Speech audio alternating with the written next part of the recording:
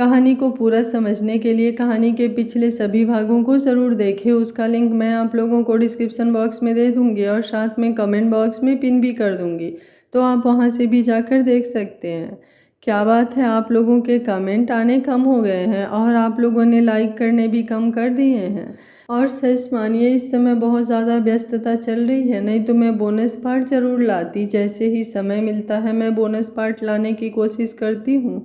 तब तक आप लोग चैनल को सपोर्ट करिए, वीडियो को लाइक कीजिए और कमेंट बॉक्स में अपनी राय देना बिल्कुल मत भूलिएगा। पंखुड़ी नीचे की तरफ आई और सीधा किचन में चली गई।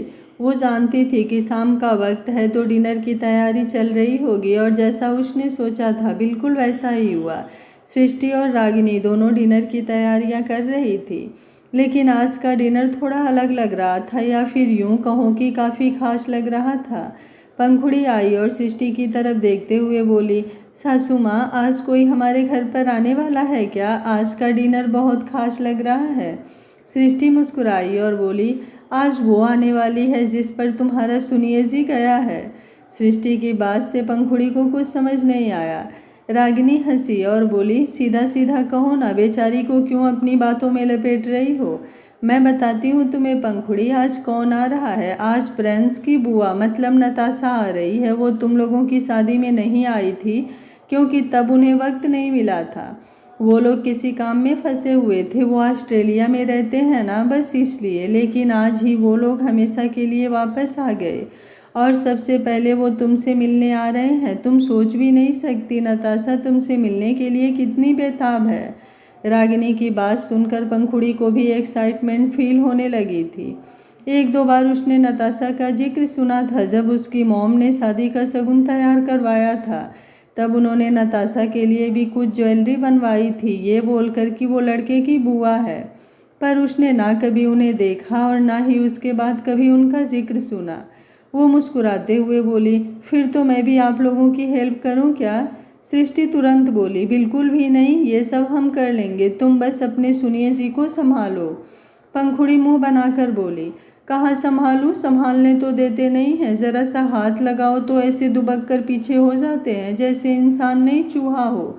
और मैं कोई बिल्ली, भला कोई ऐसा करता है क्या? और वो नकली सी छिपकली, आपको पता है कैसे कूद कूद कर इन पर चढ़ने की कोशिश कर रही थी और उसे जरा सा भी मना नहीं किया, जैसे वो तो उनकी सगी बीबी हो और मैं सौतेली वाली। उसकी बात सुनते हुए सृष्टि और रागिनी दोनों ही हैरानी से उसकी तरफ देख रहे थे और फिर आखिरी बात पर उन दोनों की हंसी छूट गई। पंखुड़ी ने जब उन दोनों को खुद पर हंसते हुए देखा तो उसका मुंह उतर गया। वो तुरंत वहां से भाग गई। उसके जाने के बाद रागिनी और सृष्टि दोनों एक बार फिर से हंसने लगी।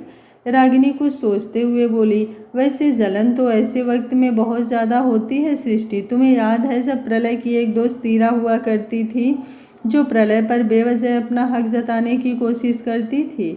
उस वक्त तुम्हें कितना गुस्सा आया करता था। और जब प्रलय ने तुम्हें दिखाने के लिए एक बार कायनात से शादी करने की बात की थी, तब तुम कितना जल भून कर राख हो गई थी। उसकी बातें सुनते हुए सृष्टि उसे घूर रही थी। वो गुस्से से मुंह बनाते हुए बोली, हार्दिक की कितनी दीवानियाँ थी, तुम भूल गई हो क्या? याद करवाऊँ मैं? मुझे जो माचिस की तीली तुम लगा रही हो ना, अगर मैं अपने पर आ गई तो पूरा धमाका कर दूंगी। उसकी धमकी सुनकर रागिनी का हंसना एकदम से बंद हो गया। वो उन छिपकलियों के बारे में याद भी नहीं करना चाहती थी जो हार्दिक के पीछे पड़ जाती थी। शादी के बाद भी कभी कभी तो कोई भी आकर हार्दिक को प्रपोज कर देती थी, पर अब हार्दिक के बारे में सोचते हुए रागिनी को उसकी याद आने लगी थी। वहीं उसके एक्सप्रेशंस देखकर सृष्टि मुस्कुराई और बोली, जा जाकर कॉल कर ले उसे, वो भी तुझे याद कर रहा होगा। और हाँ, उसे ये भी बोल देना कि जल्दी से आ जाए वो वापस, अब मैं तुझे और बर्दाश्त नहीं कर सकती। उसकी बात सुनकर रागिनी तुरंत बोली, मैं तो ये बात बिल्कुल नहीं कहूँगी उसे, मैं तो कहूँगी कि वो परमानेंट वहीं पर रहे और मैं तेरे साथ। ये बोलकर वो हंसते हुए वहाँ से चली गई। वहीं सृष्टि उसे यहाँ से भेजना नहीं चाहती थी, लेकिन वो जानती थी कि रागिनी हार्दिक के बिना कितनी उदास हो रही होगी, इसलिए वो ये सब बोल रही थी। वहीं दूसरी तरफ पंखुड़ी बाहर की तरफ आई और वापस रूम की तरफ बढ़ गई। वो रूम में आई तो उसकी नज़रें प्रांस पर गई, जो सामने एलईडी स्क्रीन पर अपनी आंखें गड़ा कर बैठा था। वो उसकी तरफ कुछ पल देखती रही। उसने टीवी की आवाज़ बहुत तेज़ कर रखी थी। वो धीमे से बोली, सुनिए, आवाज़ थोड़ी कम कर लीजिए ना। ऐसा नहीं था कि प्रांस को उसकी आवाज़ सुनाई नहीं दी, वो बहुत अच्छे से उसकी आवाज़ सुन रहा था। लेकिन उसने टीवी की आवाज़ धीरे नहीं की और ना ही टीवी बंद किया, बल्कि टीवी की आवाज़ को और भी ज़्यादा बढ़ा दिया। तो पंखुड़ी ने हैरानी से उसकी तरफ देखा। उसे लगा शायद प्रांस ने उसकी आवाज़ सुनी नहीं, इसलिए अब वो उसके बिल्कुल करीब गई और थोड़ा धीमे से बोली, सुनिए, प्लीज़ आवाज़ धीरे कर लीजिए, मेरा ना सिर दर्द हो रहा है। उसकी बात अब भी प्रांस में बहुत अच्छी तरह से सुनी, लेकिन दोबारा टीवी की आवाज़ थोड़ी और ऊंची कर दी। और अब आवाज़ इतनी ज़्यादा तेज हो चुकी थी कि ये समझ में नहीं आ रहा था कि आखिर वेब सीरीज़ में लोग बोल क्या रहे हैं।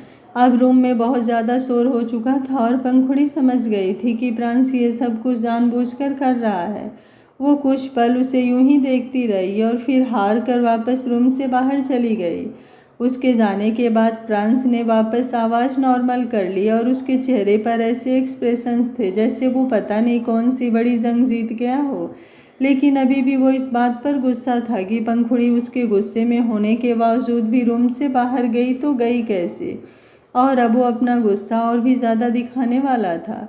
तकरीबन 2 घंटे बाद पंखुड़ी हाल में बैठी थी और परीक्षा के साथ बातें कर रही थी।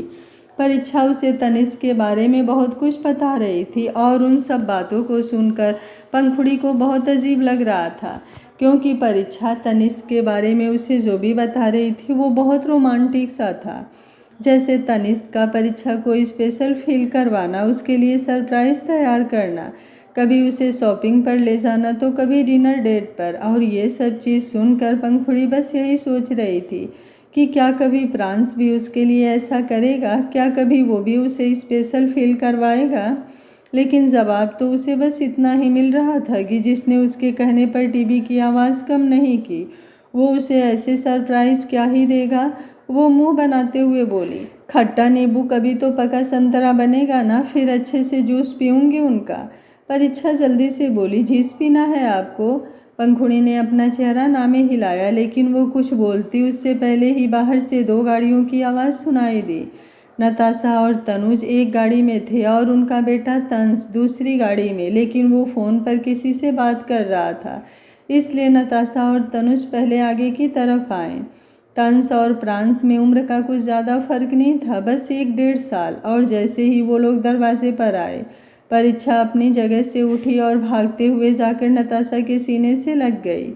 वो सबसे ज़्यादा प्यार अपनी बुआ नताशा से ही करती थी। पंखुड़ी उन दोनों की तरफ देखे जा रही थी और आवाज़ सुनकर अब सृष्टि और रागिनी भी दोनों किचन से बाहर निकल आई थी। नताशा को देखकर उनके चेहरे पर भी मुस्कुराहट तैर गई और तनुज को देखकर भी उन्हें काफ़ी अच्छा लग रहा था। आज भी तनुज उतना ही हैंडसम था जितना सालों पहले हुआ करता था।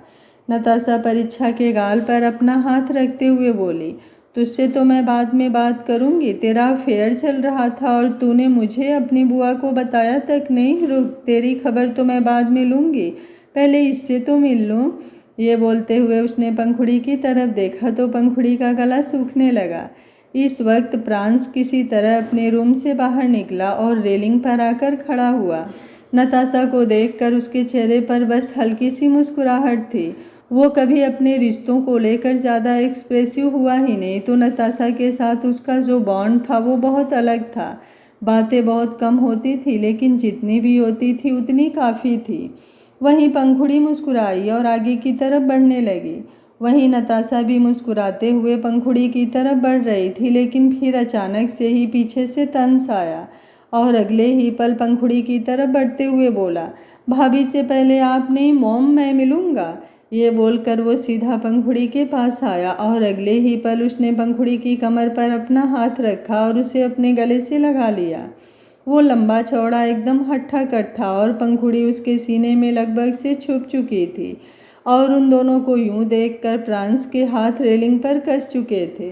प्रांस रेलिंग से लगकर खड़ा था, उसके हाथ पूरी तरह से रेलिंग पर कसे हुए थे क्योंकि उसकी नज़रें नीचे की तरफ थी जहां पर तंस ने पंखुड़ी को अपने सीने से लगाया हुआ था।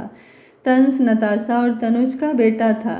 नताशा प्रलय की बहन और सृष्टि की ननद थी और सब लोग कहते थे कि प्रांस नताशा पर गया है क्योंकि नताशा भी ऐसे ही ज़िद्दी और गुस्साखोर थी। हालांकि प्रलय भी कम नहीं था, लेकिन सृष्टि के आने के बाद प्रलय बहुत चेंज हो गया था। पंखुड़ी तो अभी तक समझ ही नहीं पाई थी कि उसके साथ हो क्या रहा है। तंस ने उसे सच में बहुत कसकर अपनी बाहों में जकड़ा हुआ था और अब उसने उसे छोड़ा और मुस्कुराते हुए बोला, भाभी पर सबसे ज़्यादा हक उसके देवर का होता है। आई नो, आश्रय तो अपना हक आप पर जता चुका होगा, लेकिन आपका ये वाला देवर थोड़ा अलग है। आया देरी से है, लेकिन अब आया है तो बवाल आएगा। पंखुड़ी हल्का सा मुस्कुराई और बोली, ऐसा क्या करने वाले हैं आप? देखिए, जो भी कीजिएगा, बस मुझे परेशान मत कीजिएगा। मैं तो पहले ही परेशान हूँ। समझ नहीं आता कि प्रॉब्लम मुझ में है या मेरे खट्टे नींबू में। उनकी वजह से मैं ऑलरेडी बहुत घूमती रहती हूँ। आप मुझे और मत घुमाइएगा। उसकी बात सुनकर सब लोग हंसने लगे और प्रांश, जो ऊपर रेलिंग पर खड़ा था, अब उसे और भी ज़्यादा गुस्सा आने लगा। उसने एक गहरी सांस ली और वापस अपने रूम में चला गया। लेकिन अब जो अपने रूम में आया वो सच में ऐसा लग रहा था कि कोई बवाल आया हो। गुस्से से उसका चेहरा कांप रहा था और आते ही उसने बिस्तर पर रखा हुआ ब्लैंकेट और पिलो सब फैला दिए। वो मुंह बनाते हुए बोला, ये बार बार मुझे खट्टा नींबू क्यों बोलती है, और वो भी सबके सामने। चलो अलग से बोले, मेरे सामने बोले तो चलता है, लेकिन सबके सामने मुझे खट्टा नींबू कहेगी। क्या होता है खट्टा नींबू? हाँ, एक बार आए तो सही ये मेरे सामने, फिर मैं इसे बताऊंगा कि खट्टा नींबू होता क्या है। अगर इसका पूरा टेस्ट ना खराब कर दिया तो मैं भी खट्टा नींबू। ये बोलते हुए वो चुप हो गया। जब उसे रियलाइज़ हुआ कि वो खुद को ही खट्टा नींबू बोल रहा है, अगले ही पल वो एटीट्यूड से बोला, तो मैं भी प्रांस राड़ा नहीं। ये बोलते हुए उसने ज़ोर से अपना पैर बेड पर मारा तो अगले ही पल उसकी खुद की आह निकल गई, क्योंकि उसके पैर में भी बहुत ज़्यादा दर्द हो रहा था। उसके पैर पर भी कुछ चोटें आई थी जो अभी तक ठीक नहीं हुई थी। गुस्से में दंदनाते हुए वो बालकनी की तरफ चला गया, जहां वो सिगरेट पीकर खुद को शांत करने वाला था। लेकिन आग सुलगाकर आग कहाँ शांत होती है? आग तो ठंडक से शांत होती है। ठंडक जो पंखुड़ी के पास थी, लेकिन फिलहाल पंखुड़ी नीचे तंस के साथ थी और ये सोच सोच कर तो प्रांस के दिल की आग और भी ज़्यादा सुलग रही थी। वहीं दूसरी तरफ पंखुड़ी अब सोफे पर बैठी थी और वो भी बिल्कुल तंस के साथ। तंस उसे अपनी गर्लफ्रेंड की पिक्चर्स दिखा रहा था। उसकी गर्लफ्रेंड बहुत जल्दी इंडिया आने वाली थी और वो दोनों शादी भी करने वाले थे। पंखुड़ी उसकी गर्लफ्रेंड को देखकर मुस्कुराई और बोली, बहुत खूबसूरत है आपकी गर्लफ्रेंड। तंस तुरंत बोला, अब तो गर्लफ्रेंड मत ही कहिए, बहुत जल्दी बीबी बनने वाली है। हाय, मेरी जवानी को लॉक लगने वाला है। अभी वो बोल ही रहा था कि उसकी नज़र सीढ़ियाँ उतरते हुए प्रांस पर गई। पंखुड़ी ने भी उसकी नज़रों का पीछा कर सीढ़ियों की तरफ देखा तो प्रांस को देखकर वो तुरंत तंस से थोड़ा दूर होकर बैठ गई। वहीं प्रांस का चेहरा एकदम एक्सप्रेशनलेस था। नताशा, जो सृष्टि और रागिनी के साथ बैठकर गप्पे लड़ा रही थी, जैसे ही उसने प्रांस को देखा वो तुरंत अपनी जगह से उठी और बोली, ओ गॉड, ये तुम्हें क्या हुआ प्रांस? तुम्हारी ये हालत कैसे? ये बोलते हुए वो प्रांस के पास आई। वहीं सृष्टि और रागिनी दोनों एक दूसरे की तरफ देख रही थी, क्योंकि उन्होंने अब तक नताशा को प्रांस के बारे में कुछ भी नहीं बताया था। प्रांस नताशा को देखकर हल्का सा मुस्कुराया और बोला, कुछ नहीं बुआ, बस एक छोटा सा एक्सीडेंट। अभी वो बोल ही रहा था कि सृष्टि वहाँ पर आई और मुस्कुराते हुए बोली, छोटा सा एक्सीडेंट कहाँ प्रांस? ये एक्सीडेंट तो अपने हिसाब से मॉडिफाई किया जा सकता था, आई मीन कस्टमाइज किया जा सकता था, है ना? छोटा बड़ा सब कुछ अपने हिसाब से किया जा सकता था ना? उसकी बातें सुनते हुए नताशा हैरान थी। उसे ये तो समझ नहीं आ रहा था कि सृष्टि क्या बोल रही है, लेकिन इतना ज़रूर पता चल चुका था कि सृष्टि प्रांस पर तंज कस रही है। लेकिन क्यों? उसकी तो हालत पहले ही खराब है और ऊपर से सृष्टि की ये बातें। वो तुरंत बोली, स्टॉप इट सृष्टि भाभी, आप प्रांस से ऐसी बात नहीं कर सकती। उसकी हालत देखिए पहले कितनी खराब है और ऊपर से आप उसे सुना। सृष्टि उसकी बात पूरी होती उससे पहले ही व्यंग से मुस्कुराई और बोली, अगर मैंने तुम्हें पूरी बात बता दी ना नताशा, तो जो इसकी बची खुची हड्डियां हैं वो तुम खुद तोड़ दोगी। इसलिए बेटर है कि मैं तुमसे कुछ ना ही कहूँ। लेकिन हाँ, अगर किसी को लगता है कि वो ये सब करके कुछ हासिल कर लेगा, तो ऐसे नहीं होता है।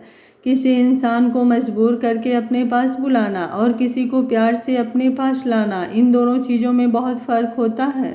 ये बोलकर सृष्टि अब तुरंत वहाँ से किचन की तरफ चली गई और रागिनी प्रांस की तरफ देखने लगी।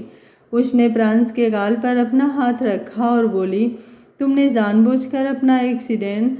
प्रांस ने अपना चेहरा झुकाया और बोला, मुझे कुछ नहीं कहना, मुझे इम्पोर्टेंट कॉल करनी है, मैं बाहर जा रहा हूँ। अभी वो बोल ही रहा था कि तंस उसे देखते हुए बोला, क्यों, मुझसे नहीं मिलोगे? प्रांस गुस्से से बोला, तुमसे मिलने की क्या ज़रूरत है? आई मीन तुम्हें मुझसे मिलने की क्या ज़रूरत है? तुम मिल तो लिए जिससे मिलना था। ये बोलकर वो तुरंत आगे बढ़ गया और तंस हंसने लगा। ये उसका हमेशा से था, वो पहले प्रांस को चिढ़ाता और फिर बाद में मज़े लेता।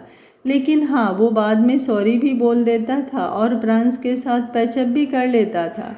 लेकिन इस बार तो चीज़ बहुत अलग होने वाली थी।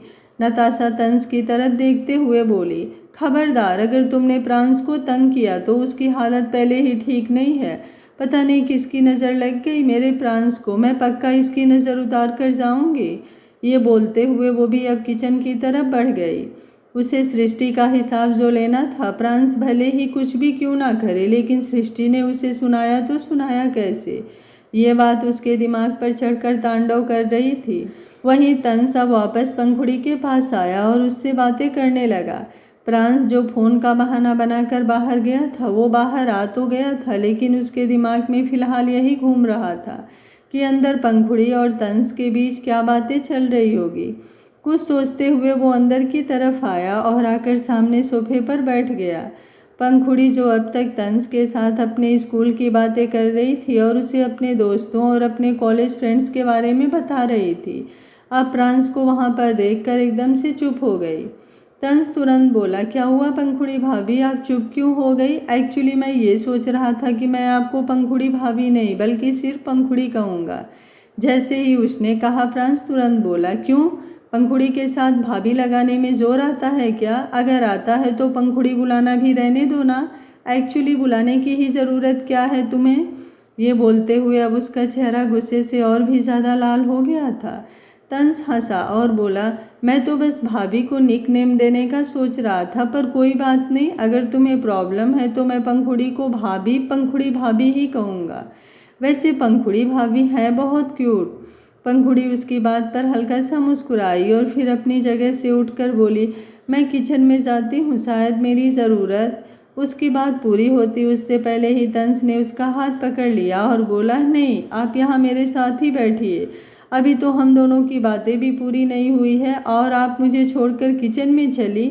अगर आपको यहाँ पर अनकंफर्टेबल हो रहा है तो बताइए, हम गार्डन। अभी वो बोल ही रहा था कि प्रांस अपनी जगह से उठा और गुस्से से कांपते हुए दूसरी तरफ जाकर बैठ गया। शायद वो नहीं चाहता था कि पंखुड़ी तंस के साथ बाहर गार्डन एरिया की तरफ जाए। वो दूसरी तरफ प्रांस आ तो गया था, लेकिन उसकी नज़रें अभी भी तंस और पंखुड़ी पर ही थी। उन दोनों को देखकर वो पूरी तरह से जल भून कर राख हो रहा था, लेकिन ना ही वहाँ से हट रहा था और ना ही वो पंखुड़ी को कुछ बोल रहा था। लेकिन उसकी जो गुस्से भरी नज़रें बार बार पंखुड़ी पर आ रही थी, वो साफ बता रही थी कि अब पंखुड़ी उन नज़रों में जलने वाली है। जहाँ एक तरफ सब लोग आपस में बिजी थे, वहीं दूसरी तरफ प्रलय तनुज के साथ ही स्टडी रूम में था और उसका प्रलय, आश्रय और तंस पर ही डिस्कशन चल रहा था। तकरीबन आधे घंटे बाद एक सर्वेंट ने आकर स्टडी रूम का दरवाज़ा नॉक किया और उन्हें बताया कि नीचे डिनर लग चुका है और सब लोग उनका वेट कर रहे हैं। प्रलय तनुज के साथ नीचे डाइनिंग एरिया में आया। वहीं दूसरी तरफ पंखुड़ी अब डाइनिंग टेबल पर डिनर सर्व करने में हेल्प कर रही थी। एक सर्वेंट प्रांस के पास आई और बोली, छोटे मालिक, खाना लग गया है। प्रांस कुछ बोलता उससे पहले ही तंस, जो अभी अभी वहाँ पर आया था, वो तुरंत बोला, लेकिन शायद प्रांस को डाइनिंग टेबल पर बैठकर खाने में प्रॉब्लम होगी, तो एक काम करो, उसका खाना यहीं टेबल पर। उसकी बात पूरी होती उससे पहले ही प्रांस अपनी जगह से उठा और बोला, थोड़ी बहुत चोट लगी है मुझे, मेरी हड्डियाँ नहीं टूट गई जो मैं अपनी जगह से हिल नहीं सकता, कहीं आ जा नहीं सकता, और तुम्हें मेरी इतनी फिक्र करने की ज़रूरत नहीं है। ये बोलते हुए उसने गुस्से से मुंह बनाया और आगे की तरफ बढ़ गया। पीछे से तंस अपना मुंह दबाकर हंसने लगा। ऐसा लग रहा था जैसे प्रांस को जलाना तो उसका फेवरेट काम है, लेकिन ये सब कुछ वो शरारती वे में करता था।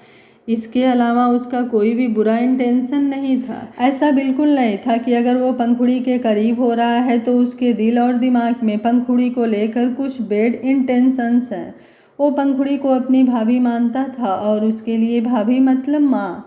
वो भी अब मुस्कुराते हुए डाइनिंग टेबल पर आया। उसने पंखुड़ी को डिनर सर्व करते हुए देखा और मुस्कुराते हुए बोला, आज तो मैं भाभी के साथ खाऊंगा और भाभी के हाथों से खाऊंगा। प्रांस तुरंत बोला, क्यों, तेरे अपने हाथ नहीं हैं? तंस झट से बोला, हाथ तो हैं मेरे, लेकिन जब भाभी के इतने खूबसूरत हाथों से खाना खाऊंगा तो खाने का टेस्ट और भी ज़्यादा बढ़ जाएगा। ये बोलते हुए उसने पंखुड़ी के हाथों को अपने हाथों में पकड़ लिया था। पंखुड़ी के लिए ऐसा पहली बार था कि किसी ने उसके हाथों को इस तरह से अपने हाथों में भरा था।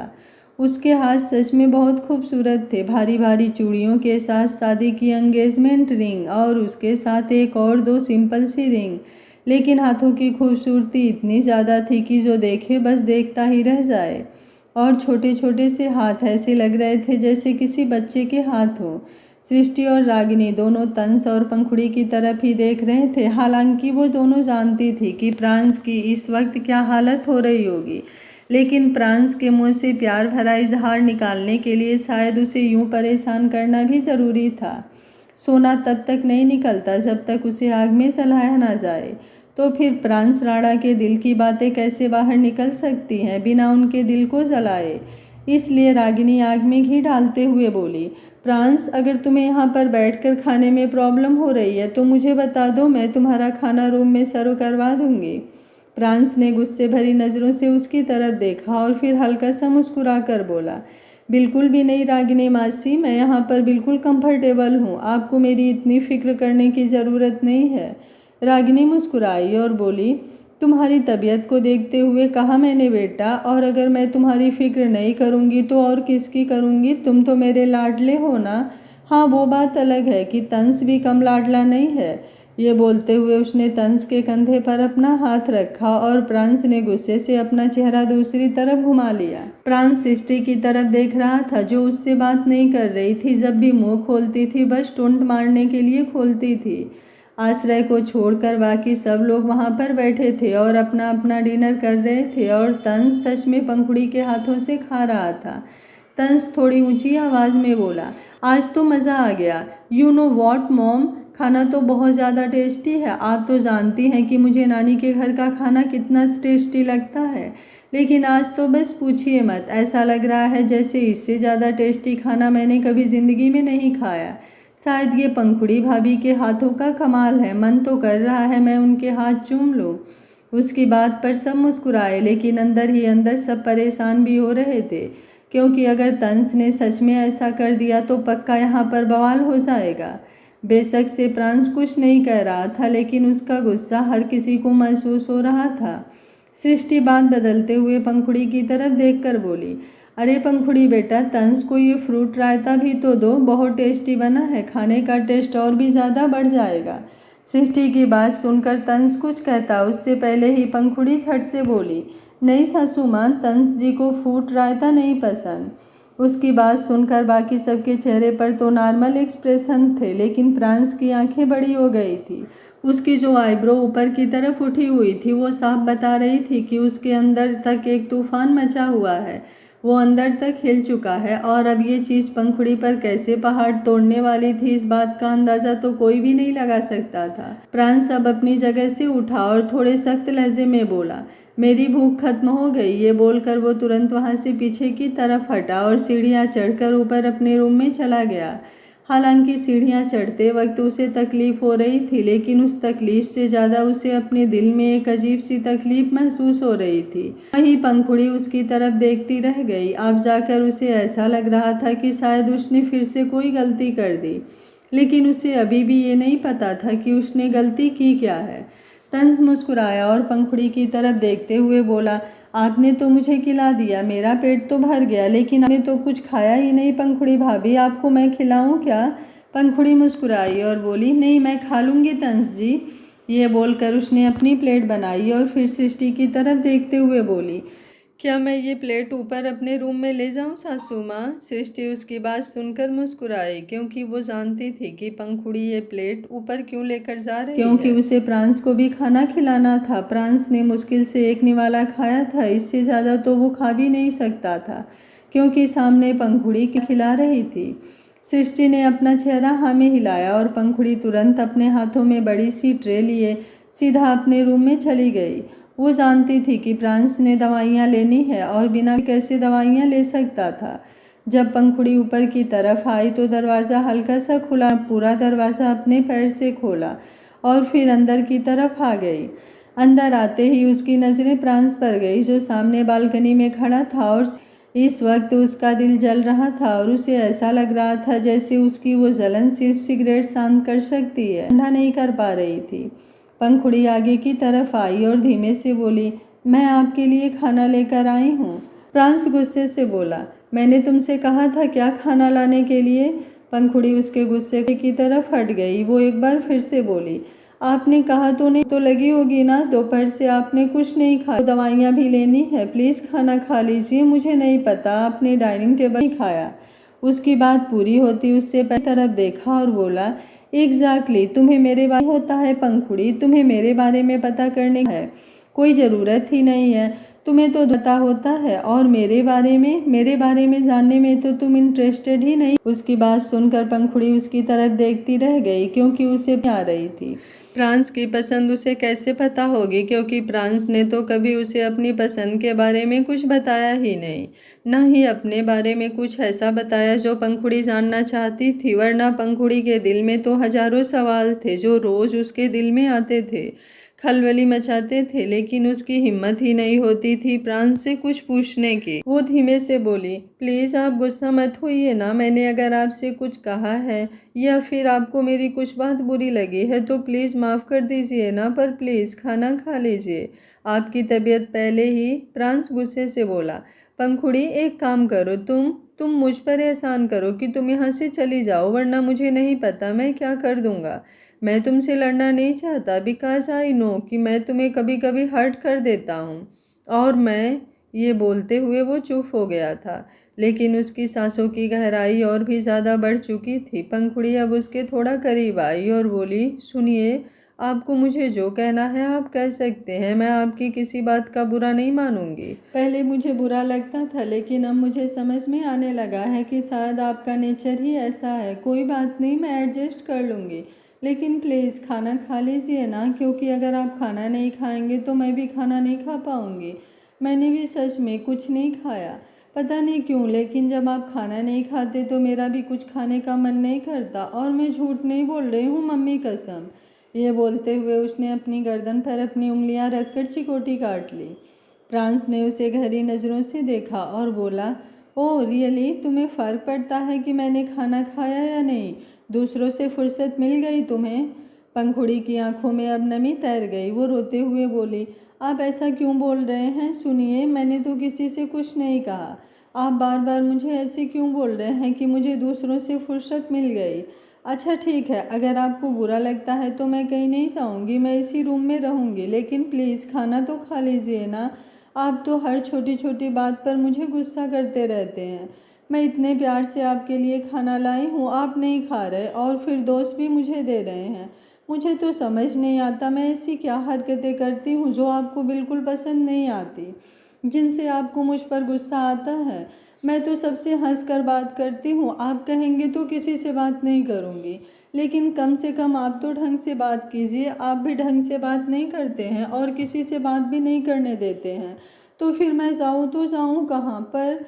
मुझे समझ में नहीं आता। मैं अगर बात नहीं करूँगी तो मैं पागल हो जाऊँगी। मुझे बोलने की आदत है तो किसी से तो बोलूँगी ना। आप तो बोलते नहीं हैं और किससे बोलूँगी? उसे यूं लगातार बोलते हुए देख अब प्रांस का दिमाग घूम चुका था। उसे समझ नहीं आ रहा था कि पंखुड़ी बोल क्या रही है, पर उसका रोना उस पर इफेक्ट ज़रूर डाल रहा था। उसने अपने हाथों में जलती हुई सिगरेट नीचे ज़मीन पर फेंकी और उसे अपने पैरों से मसलकर सीधा टेबल पर आ गया जहां पंखुड़ी ने खाना लगाया हुआ था। पंखुड़ी अभी भी अपनी जगह पर खड़ी रो रही थी। उसने अब पलटकर प्रांस की तरफ देखा जिसने खाना शुरू कर दिया था। पंखुड़ी उसकी तरफ देखते हुए बोली, मैंने भी खाना नहीं खाया। प्रांस गुस्से से बोला, तो फिर मैं क्या करूं? पंखुड़ी ने कुछ नहीं कहा। वो चाहती थी कि प्रांस उससे कहे कि वो भी खाना खा ले, लेकिन प्रांस के मुंह से ये सुनना तो जैसे उसके लिए किसी ख्वाब से कम नहीं था। उसने अपनी आंखों में आंसू साफ किए और चुपचाप जाकर बेड पर बैठ गई। प्रांस ने जब उसे बेड पर बैठते हुए देखा तो गुस्से से बोला, यहाँ पर आकर खाना खा रही हो या नहीं? पंखुड़ी मुंह बनाकर बोली, मुझे नहीं खाना। प्रांस एक बार फिर से गुस्से से बोला, अभी तो कह रही थी कि भूख लगी है तुम्हें, तुम्हें भी खाना नहीं खाया तो अब क्या हुआ?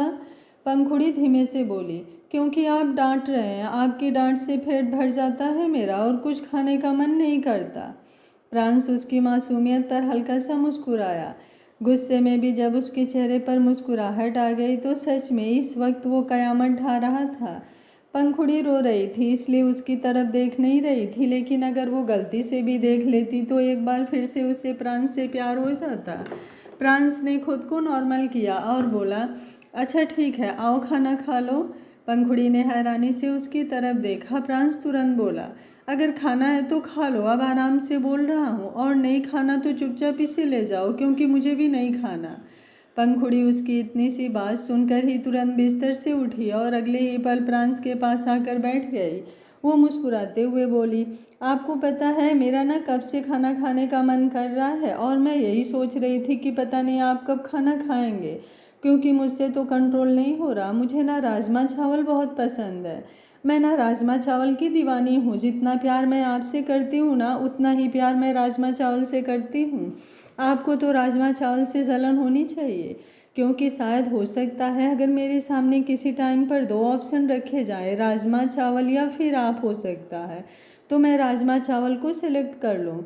उसकी बात पर प्रांस उसकी तरफ देखता ही रह गया। मतलब वो लड़की जो बात बात पर उसे यही बोलती थी कि वो उससे प्यार करती है और वो उसकी बराबरी राजमा चावल से कर रही है। प्रांस ने अब सामने प्लेट में रखे राजमा चावल की तरफ देखा। सच में उसे राजमा चावल में अपनी सौतन नजर आ रहे थे। अब उससे वो खाए भी नहीं जा रहे थे। पंखुड़ी तुरंत बोली, क्या हुआ, आप रुक क्यों गए? प्रांस हल्का सा मुंह बनाकर बोला, मुझे राजमा चावल नहीं पसंद। पंखुड़ी झट से बोली, क्या आपको सच में राजमा चावल नहीं पसंद? कोई बात नहीं, आप मत खाइए, मैं खा लूँगी। आप ये दाल सब्जी और रोटी खा लीजिए। ये बोलते हुए उसने प्लेट को घुमाया और फिर जल्दी से खुद राजमा चावल खाने लगी। उसे राजमा चावल खाते हुए देख प्रांस को सच में समझ आ गया कि अगर उसके सामने कभी प्रांस और राजमा चावल को रखा जाए तो उसकी बेवकूफ़ बीबी राजमा चावल को सिलेक्ट करेगी। मतलब उसे इतना भी समझ नहीं आ रहा है कि उसे राजमा चावल से जलन हो रही है, इसलिए वो उन्हें नहीं खा पा रहा है। पंखुड़ी ने अभी गहरी सांस ली और अपने पेट पर अपना हाथ रखा। अपने और प्रांस के हिस्से के राजमा चावल वो अकेले खा चुकी थी और अब उसके चेहरे पर सेटिस्फेक्शन ही अलग लेवल की थी। वो मुस्कुराते हुए बोली, मैं बर्तन वापस रखा हूँ क्या? प्रांस ने अपना चेहरा हाँ में हिलाया, लेकिन अगले ही पल वो बोला, नहीं, यूं ही पड़े रहने दो, सुबह सर्वेंट ले जाएगी। पंखुड़ी तुरंत बोली, लेकिन मैं रख आती हूँ ना, साथ में देख भी आऊँगी कि नीचे क्या हो रहा है। प्रांस गुस्से से बोला, क्यों, तुम्हें ज़्यादा एक्साइटमेंट हो रही है नीचे क्या चल रहा है और क्या नहीं ये सब जानने की? पंखुड़ी ने तुरंत अपना सरनामे हिलाया और उन बर्तनों को उठाकर साइड में रख दिया और खुद हैंड वॉश करने अंदर वॉशरूम में चली गई। बाहर आकर उसने देखा कि प्रांस ने भी अपने हाथ नैपकिन से साफ किए और उठकर बेड पर चला गया। पंखुड़ी को समझ नहीं आ रहा था कि वो क्या करे, उसे सोफे पर सोना है या फिर बेड पर। लेकिन अभी वो रूम में खड़ी ही थी कि दरवाज़ा नॉक हुआ। एक सर्वेंट और साथ में परीक्षा आई थी। सर्वेंट बर्तन लेने और परीक्षा मुस्कुराते हुए अंदर की तरफ आई और पंखुड़ी की तरफ देखते हुए बोली, भाभी आप मेरे साथ टेरिस पर चलिए ना, सब लोग टेरिस पर बैठे हैं, आश्रय भाई, तंस भाई और मैं भी। आप भी आएंगी तो हमें अच्छा लगेगा। भाई को भी बोलते, लेकिन उनकी तबीयत सही नहीं है तो हम उन्हें डिस्टर्ब नहीं करेंगे। पंखुड़ी ने अपना चेहरा हाँ में हिलाया और फिर प्रांस की तरफ देखकर कुछ बोलने को हुई, पर अगले ही पल प्रांस परीक्षा से बोला, पंखुड़ी नहीं आएगी, मेरा सिर दर्द हो रहा है, उसे मेरे सिर की मालिश करनी है। ये बोलते हुए वही जानता था कि उसने ये कैसे बोल दिया, क्योंकि यूं किसी को कुछ कहना भी उसके बस की बात नहीं थी। पंखुड़ी हैरानी से उसकी तरफ देखती रह गई। शायद पहली बार प्रांस ने उसे इस तरह से कोई काम कहा था। वो मुस्कुराई और बोली, अच्छा कोई बात नहीं, मैं अभी कर देती हूँ बोलकर अब उसने परीक्षा की तरफ देखा और बोली, मैं आती, लेकिन मुझे इनके सर की मसाज करनी है तो मैं नहीं आ पाऊँगी, कल हम बहुत सारी बातें करेंगे। परीक्षा मुस्कुराई और वहाँ से चली गई। वो सर्वेंट भी बर्तन लेने के बाद वहाँ से जा चुकी थी। पंखुड़ी अलग ही लेवल पर खुश हुए जा रही थी। वो इस वक्त ये भी नहीं सोच रही थी कि उसके पति का सिर दर्द हो रहा है। बस उसे तो इस बात की खुशी थी कि प्रांस ने उसे अपने सिर की मसाज करने के लिए कहा है। वो जल्दी से तेल लेकर प्रांस के पास आई और बोली, मैं आपके पीछे बैठ जाऊं क्या? प्रांस ने अपना चेहरा हाँ में हिलाया और पंखुड़ी झट से उसके पीछे बैठ गई। अगले ही पल उसने खुद से अपने हाथों से प्रांस का सर पूरी तरह से पकड़ा और उसे अपनी गोद में रख लिया। तो प्रांस ने नज़र उठाकर उसकी तरफ देखा। उसका चेहरा लगभग से पंखुड़ी के पेट को छू रहा था और अभी भी वो साड़ी में थी तो उसका पेट ढका हुआ नहीं था। पंखुड़ी को तो जैसे ही प्रांस की गर्म सांसें अपने पेट पर महसूस हुई उसके रोंगटे खड़े हो गए। एक पल के लिए तो जैसे उसकी जान ही निकल गई थी। पंखुड़ी का दिल भी जोरों से धड़क रहा था और प्रांस की धड़कनें भी इतनी ज़्यादा तेज थी कि उन्हें शांत करने के लिए उसने पंखुड़ी की कमर पर अपना हाथ रख दिया था। पर ऐसा करने से उसकी धड़कनें शांत नहीं हुई, बल्कि उनमें और भी ज़्यादा तूफान आना शुरू हो गया। पंखुड़ी ने अपनी नज़रें हल्के से घुमा ली। प्रांस उसे जिन नज़रों से देख रहा था वो उसे तपिश को बर्दाश्त नहीं कर पा रही थी। प्रांस गहरी सांस लेकर बोला, अब मालिश करोगी भी या फिर यूं ही बैठी रहोगी? मुझे नींद आ रही है, जल्दी करो, मुझे सोना भी है। पंखुड़ी ने झट से अपना चेहरा हाँ में हिलाया और तुरंत बोतल में से तेल अपनी हथेली पर लिया और फिर उसे प्रांस के सिर में उसके बालों में लगाना शुरू कर दिया। प्रांस कभी भी अपने बालों पर तेल नहीं लगवाता था, उसे तो तेल लगाना बिल्कुल भी पसंद नहीं था। वो बस सीरम का यूज करता था या फिर जेल का, लेकिन यहाँ पर वो पंखुड़ी अब उसके एक एक बाल को किलो किलो तेल में डुबोने पर लगी हुई थी। वो उसे बहुत सारा तेल लगा रही थी और साथ ही साथ बातें भी किए जा रही थी। वो मुस्कुराते हुए बोली, आपको पता है बचपन में जब भी मेरा सिर दर्द होने लगता था तो मम्मा मेरे बालों पर यूं ही तेल लगाती थी। उनकी मालिश से मेरा सिर दर्द चुटकियों में गायब हो जाता था। पंखुड़ी बोले जा रही थी, लेकिन प्रांस उसकी इन बातों को सुनने में बिल्कुल भी इंटरेस्टेड नहीं था। तभी पंखुड़ी बोली, आपको पता है कभी कभी मेरा मन करता था मम्मा के साथ टाइम स्पेंड करने का, उनकी अटेंशन लेने का, तो मैं यूं ही बोल दिया करती थी कि मेरा सिर दर्द हो रहा है, तो वो परेशान हो जाती थी और मुझे लेकर बैठ जाती थी। फिर घंटों तक वो यूं ही मालिश करती रहती थी। मुझे बहुत मज़ा आता था उन्हें अपने करीब महसूस करके। मुझे ऐसा लगता था कि बस मम्मा पर सिर्फ और सिर्फ मेरा हक है। उसकी बातें सुनते हुए प्रांस के चेहरे के एक्सप्रेशन थोड़े बदलने लगे थे, क्योंकि फिलहाल प्रांस वही कर रहा था जो बचपन में पंखुड़ी किया करती थी। पंखुड़ी मुस्कुराई और बोली, मज़ा आता है ना ऐसा करने में? प्रांस तुरंत बोला, मुझे मुझे क्या पता, मैंने कभी ऐसा कुछ किया ही नहीं है और ना ही मैं ऐसी बचकाने हरकतें करता। पंखुड़ी मुस्कुराई और बोली, हाँ वो तो मुझे पता है, आप ऐसी हरकतें क्यों करोगे?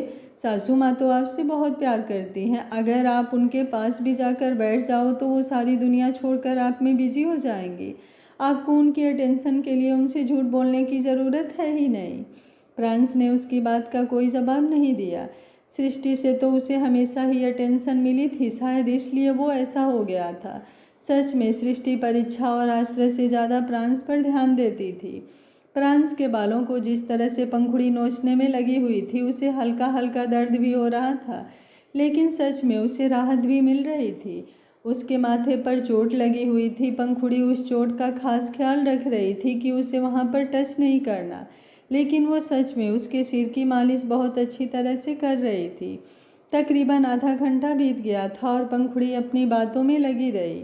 बातें करते हुए उसके हाथ भी लगातार चल रहे थे और अब अचानक ही उसने प्रांस के चेहरे की तरफ देखा जो सो चुका था। उसकी आंखें बंद थी। पंखुड़ी ने एकदम से अपने हाथों को रोक लिया और कुछ पल के लिए प्रांस को देखती रही। जब उसे पूरा यकीन हो गया कि प्रांस गहरी नींद में चला गया है तो उसने मुस्कुराते हुए कहा, कितना सारा सिर दर्द हो रहा होगा ना आपका, तभी तो मेरे मालिश करने पर आप ऐसे गहरी नींद में सो गए, पर अब आपका सिर जल्दी से ठीक हो जाएगा। ये बोलकर उसने बालों को पीछे की तरफ सहलाया और फिर उसका सिर अपनी गोद से हटाने लगी। लेकिन फिर अचानक ही वो रुक गई, क्योंकि अगर वो ऐसा करती तो प्रांस की नींद खुल सकती थी। उसकी नींद खराब हो जाती और फिर उसका सिर दोबारा दर्द होने लगता। इसलिए उसने एक गहरी सांस लेकर उसे अच्छी तरह से अपनी गोद में समेट लिया और अपना सिर बेड पर टिका दिया। वो यूं ही साड़ी में अपनी जगह पर बैठी रही। वो खुद इतनी ज़्यादा थकी हुई थी कि उसे तो पता भी नहीं चलने वाला था वो सोई कहाँ है और कहाँ पर नहीं। लेकिन फिलहाल उसे नींद आ रही थी, क्योंकि उसे अभी भी अपने पेट पर प्रांस की गर्म सांस महसूस हो रही थी। तकरीबन 10 मिनट बाद उसने अपनी आंखें खोली और प्रांस के चेहरे की तरफ देखने लगी। उसे यूं प्रांस को देखना बहुत पसंद था। उसके चेहरे के एक्सप्रेशन अब थोड़े बदलते जा रहे थे। जहां अभी तक उसके चेहरे पर मासूमियत थी, अब वहां पर थोड़ी सी मदहोशी छलकने लगी थी। अपने पति को देखते हुए एक पत्नी की नज़रों में जो प्यार होता है, उसके चेहरे पर जो मुस्कुराहट होती है, वो फिलहाल पंखुड़ी के चेहरे पर साफ देखी जा सकती थी।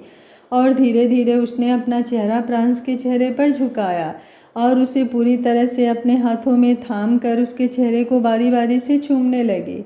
वो कभी उसके गालों पर अपने होठ रख रही थी तो कभी उसकी आंखों पर, कभी उसके नाक पर तो कभी उसके माथे पर। लेकिन मजाल है जो वो उसके होठों को चूम पा रही हो। पता नहीं क्यों, लेकिन उसे शर्म सी आ रही थी। ऐसा नहीं था कि उसने प्रांस को किस नहीं किया था, उन दोनों के बीच किस हो चुका था, लेकिन फिर भी पता नहीं आज पंखुड़ी के दिल में एक अजीब सी हलचल और बेचैनी दोनों एक साथ क्यों हो रही थी। प्रांस के चेहरे को चूमते हुए उसे सुकून मिल रहा था, लेकिन फिर भी मन नहीं भर रहा था। तकरीबन 5 से 7 मिनट वो यूं ही प्रांस को किस करती रही और फिर उसने अपना चेहरा वापस ऊपर की तरफ उठा लिया। मुस्कुराते हुए वो खुद से बोली, कितनी बेशर्म हूँ ना मैं, ऐसे कोई करता है क्या जैसे मैं कर रही हूँ। अगर इन्हें पता लग गया ना तो फिर सुनाएंगे मुझे बड़ी बड़ी बातें, लेकिन मैं तो मना कर दूंगी कि मैंने तो कुछ किया ही नहीं। ये बोलते हुए अब उसके चेहरे पर मासूमियत झलक रही थी। उसने वापस अपना सिर पीछे बेड रेस्ट पर टिका लिया और अपनी आंखें बंद कर ली। तकरीबन 5 मिनट में अब उसे नींद आ चुकी थी। शायद इसी सुकून के बिना उसे नींद नहीं आ रही थी, लेकिन अब वो काफ़ी गहरी नींद में थी। उसके सोने के बाद प्रांस ने अपनी आंखें खोली। वो सच में पंखुड़ी की गोद में ही अपना सिर रखकर सो गया था, लेकिन अब जब पंखुड़ी ने उसे किस करना शुरू किया तो उसकी आंखें खुल गई थी। अब वो अपनी खुली आंखों से पंखुड़ी को देख रहा था और हल्का हल्का मुस्कुरा रहा था। दो दिल थे जो मिल रहे थे, लेकिन हिचकिचाहट और शर्म की तकरार भी थी। आज का पार्ट आप लोगों को कैसा लगा, कमेंट बॉक्स में अपनी राय ज़रूर दीजिएगा। अब हमारे एटीट्यूड से भरे प्रांस बाबू अपनी मासूम बीबी से प्यार का बदला क्या प्यार करके लेंगे, जानने के लिए देखिए कहानी का अगला और कल का भाग। अगर आप लोगों को कहानी अच्छी लग रही है तो वीडियो को लाइक शेयर एंड चैनल को सब्सक्राइब कर लीजिएगा। Thank you for watching. मिलते हैं कहानी के अगले भाग में।